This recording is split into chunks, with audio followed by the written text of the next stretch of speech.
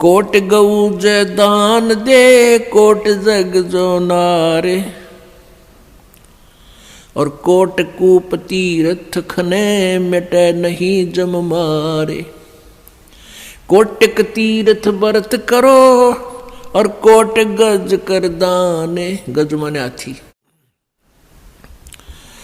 और कोटि अश्व विपरों दिए मिटे न खेचा ताने। यानी जो साधनाएं जो क्रियाएं आप जी कर रहे हो, इससे जन्म और मृत्यु का ये दीर्घ रोग नहीं समाप्त हो सकता। जैसे गौ दान देते हैं किसी ब्राह्मण गुरु को, तो उससे क्या लाभ होगा? मोक्ष नहीं,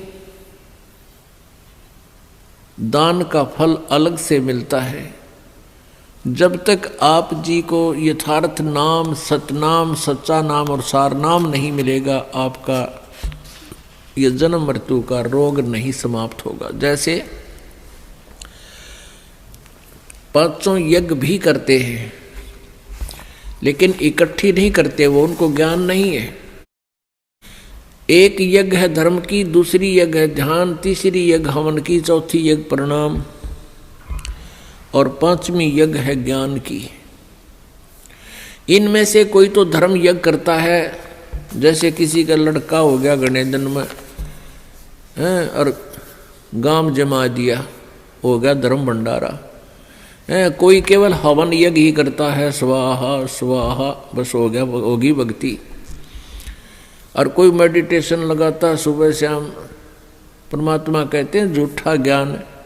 और ध्यान कहाँ लाओ? थारा ज्ञान न नकली है, फिर ध्यान क्या पर लगा रहे हो तुम? ये वाद विदा चतुराई, ये तो दुनिया को मूर्ख बना रहे हो तुम। और यदि ध्यान अभ्यास करते हैं हठ योग से, तो वो तप बन जाता है। तप से राज्य प्राप्त होता है। राज्य प्राप्त करके ये प्राणी निरे पाप इकट्ठे करता है। अगले जन्म में वो फिर 84 लाख योनियों में और नरक में दुख उठाता है। कहते हैं शास्त्रों में लिखा कि तपेश्वरी सो राजेश्वरी। तपेश्वर यानी जो घना तप करता है वो ज्यादा समय तक राज्य करता है, और तपेश्वरी सो राजेश्वरी, राजेश्वरी सो नरकेश्वरी। और जितना घना राज करेगा वो घने दिनों तक, ज्यादा दिनों तक नरक में ठोका जाएगा, उतना ही ज्यादा उसका नरक तैयार होगा। किन राजाओं का जो भगवान से डरने वाले नहीं, यथार्थ भक्ति नहीं करते। यदि भगवान से डरने वाला राजा हो और सत साधना करे, और फिर वो अपने राजकाज में किसी को सतावा नहीं, दंड नाजायज दे नहीं, तो उस राजा पे भार नहीं बनता, क्योंकि वो भगवान से डरने वाला होता है, वो अन्याय अत्याचार नहीं कर सकता।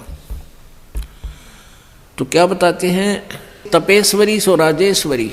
तपेश्वर माने जो घना तप करने वाला, सबसे मुखिया, उतना ही ज्यादा शासन करेगा, उतना ही ज्यादा उसको राज्य होगा।